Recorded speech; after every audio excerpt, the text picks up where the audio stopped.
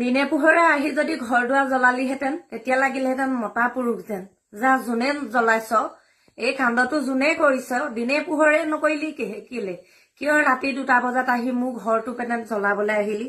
হা ইমান ভয় লাগে নে ইমান মোৰ কাৰণে শত্ৰু নে মইতো কাৰো খোৱা ভাতত মই বিধ হলা নাই কাকো এদিন মই বেয়াকৈ গালি পোৱা নাই হয় মই কংগ্ৰেছ বিজেপি বুলি ভিডিঅ' বনাওঁ মই নিজক লৈহে মই ভিডিঅ' বনাওঁ মইতো কাকো লৈ সেইখন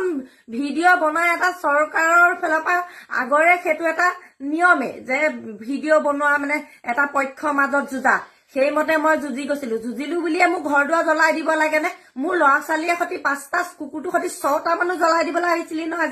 আজি যদি ৰাস্তাই যোৱা মানুহ ৰাতি 2টা বজাত যদি চিঞৰ বাখৰ নলগালেহেঁতেন বা আমি বাৰু মানুহ হৈ থাকিলোহেঁতেন নে মানুহ নে তহঁতি দানৱ তহঁতক ভগৱানে চাবনে নাচায়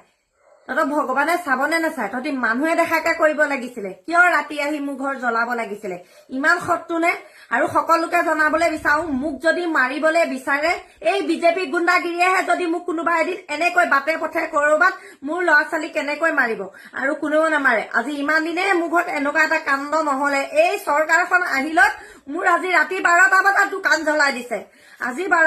মোৰ দোকান জ্বলাই দিছে আমি যদি আজি মানুহ 5টা মৰি গলোহেঁতেন কি কৰিলেহেঁতেন কোনেওতো খোৱা নাই কোনোবাই খুৱাইছে নেকি চৰকাৰৰ সেয়া নিয়ম নেকি ৰাতি ঘৰ জ্বলাই দিয়া চৰকাৰে অধিক দিছে নেকি এনেকে ৰাতি ঘৰ জ্বলোৱা চৰকাৰ আহিলে বুলিয়ে যে